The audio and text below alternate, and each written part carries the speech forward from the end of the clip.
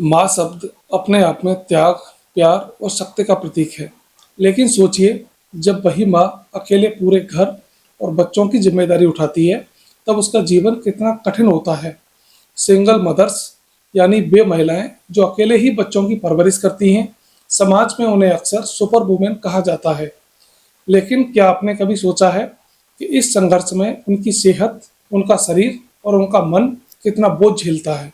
आज हम बात करेंगे सिंगल मदर्स के हेल्थ चैलेंज की, क्योंकि यह सिर्फ एक महिला का नहीं बल्कि पूरे परिवार और समाज का मुद्दा है।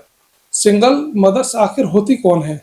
तलाकशुदा महिलाएं, विधवा महिलाएं, पति के छोड़ देने या दूर रहने के कारण अकेले बच्चों की परवरिश करने वाली महिलाएं।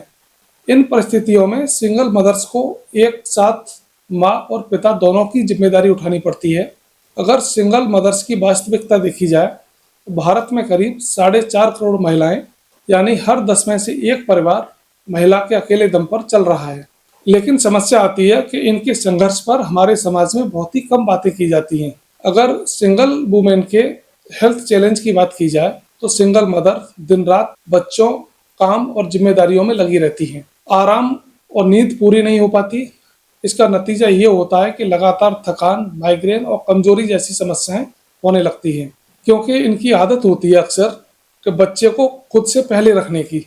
साथ ही बैलेंस डाइट न मिल पाने से विटामिन डी कम हो जाती है, कैल्शियम और आयरन की कमी हो जाती है, हड्डियां, दांत और इम्यून सिस्टम भी काफी वीक हो जाता है। लगातार स्ट्रेस और चिंता से हाई ब्लड प्रेशर और दिल की बीमारियों का खतरा बढ़ जाता है। रात को बच्चों की चिंता, दिन भर काम का बोझ, ठीक से नींद न लेने से डिप्रेशन और एंजाइटी बढ़ जाते हैं। साथ ही इसकी वजह से अनियमित पीरियड, पीसीओडी और थायराइड जैसी समस्याओं से जूझने लगती हैं। रेगुलर चेकअप की कमी से देर से ये समस्याएं पता चलती हैं और इन्हें और भी ज्यादा बड़ी समस्याएं होने लगती हैं। अगर इनके मेंटल हेल्थ की बात की जाए तो हर समय इन्हें बच्चों के भविष्य की चिंता, पैसे की चिंता और समाज का दबाव, ये सब झेलना पड़ता है। ये वुमेन हमेशा सर्वाइवल मोड में रहती हैं। अकेलापन, सपोर्ट की कमी और खुद को दोष देने की आदत में पड़ जाती हैं।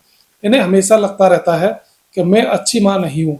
लेकिन अगर देखा जाए तो ये संसार की सबसे अच्छी माँ होती हैं, जो अपने बच्चे को अकेले ही पाल रही हैं, साथ में पूरे परिवार को लेकर चल रही हैं।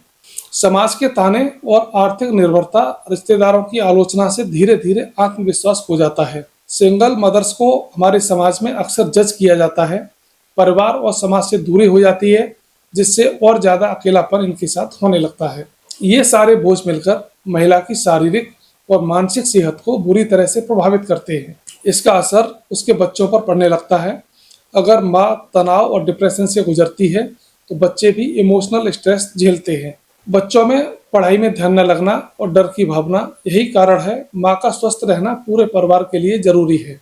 अगर हम इसके समाधान की बात करें तो दिन में कम से कम 30 मिनट खुद के लिए निकालने चाहिए।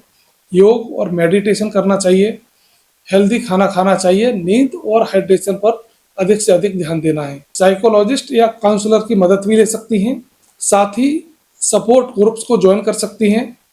स्किल डेवलपमेंट, ऑनलाइन वर्क या छोटा सा कोई बिजनेस भी कर सकती हैं।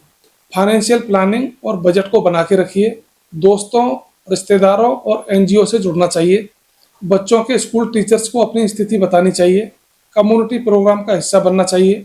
साथ ही बच्चों को स्ट्रॉन्ग बनाना चाहिए, उनसे खुलकर बात करनी चाहिए।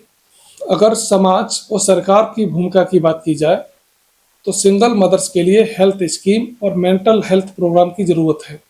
समाज में अवेयरनेस होनी चाहिए कि सिंगल मदर होना कोई अपराध की या शर्म की बात नहीं है।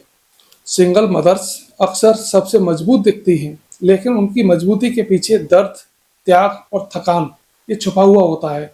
अगर आप एक सिंगल मदर हैं तो याद रखिए, आपकी सेहत सिर्फ आपकी नहीं, आपके बच्चों की भी जिम्मेदारी है। और अगर आपके आसपास कोई सिंगल मदर है तो उसे सिर्फ माँ मत समझिए, बल्कि एक इंसान समझिए जिसे सहारे की जरूरत है। क्योंकि जब एक माँ स्वस्थ और खुश होती है, तभी उसका बच्चा और पूरा समाज खुश रह सकता है।